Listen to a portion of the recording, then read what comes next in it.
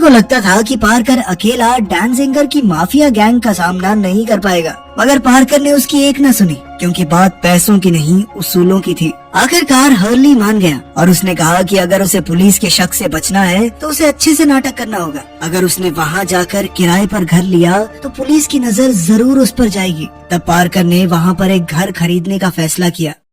अगले दिन वो सीधा एक रियल एस्टेट ऑफिस में पहुंचा और एक कंसल्टेंट से कहा कि उसे एक विला खरीदना है। एजेंट लेस्ली ने देखा कि वो काफी अमीर लग रहा था, तो वो काफी खुश हुई और उसने जल्द से जल्द डील फाइनल करने की कोशिश की। असल में लेस्ली का हाल ही में तलाक हुआ था और अब वो पैसों की तंगी की वजह से अपनी माँ के साथ रह रही थी। और तो और अगर उसने इस महीने एक भी घर नहीं बेचा तो उसकी नौकरी तक चली जाएगी। खैर, आज वो पार्कर यानी डैनियल को घर दिखाने ले गई। उसने डैनियल को अच्छी तरह घर दिखाने, सब कुछ समझाने में पूरा जोर लगाया, मगर सच तो ये था कि वो लेस्ली का इस्तेमाल करके सिर्फ उस इलाके का मुआयना कर रहा था। वो जानता था कि मिलेंडर $50 मिलियन की चोरी करने वाला है और उसने यहीं घर खरीदा होगा। फिर रास्ते में उसने एक सस्ते घर में दिलचस्पी दिखाई तो लेस्ली समझ गई कि ये कोई गरीब आदमी है जो अमीर होने का नाटक कर रहा है। जब उसने ऑनलाइन चेक किया तो उसके होश उड़ गए, क्योंकि डैनियल के अकाउंट में सिर्फ $25,000 थे। फिर शाम को हम देखते हैं कि पार्कर मिलेंडर और उसकी गैंग के घर में घुस आया था।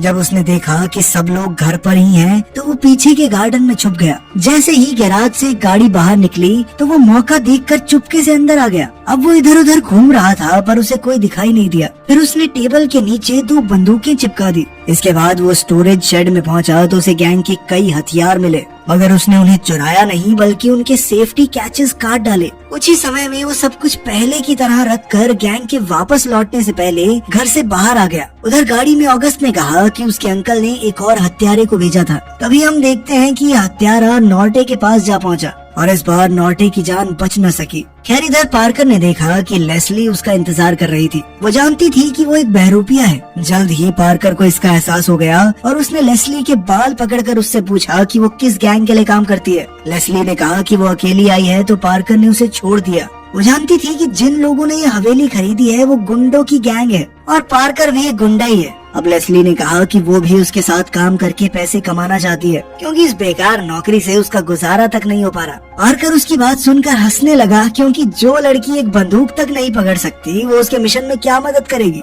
तब लेस्ली ने कहा कि वो यहाँ के लोगों और इलाके को अच्छे से जानती है, इसीलिए वो उसके काम आ सकती है। अगर वो लेस्ली के साथ होगा तो उसके लिए काम करना काफी आसान हो जाएगा, कोई उस पर शक नहीं करने वाला। उसी पल अचानक पार्कर ने उसे अपने सारे कपड़े उतारकर बाल बांधने को कहा। लेस्ली को लगा कि वो उसके साथ कुछ गलत करना चाहता है, मगर पार्कर उसके शरीर पर सिर्फ टैटू ढूंढ रहा था। खैर, अगले दिन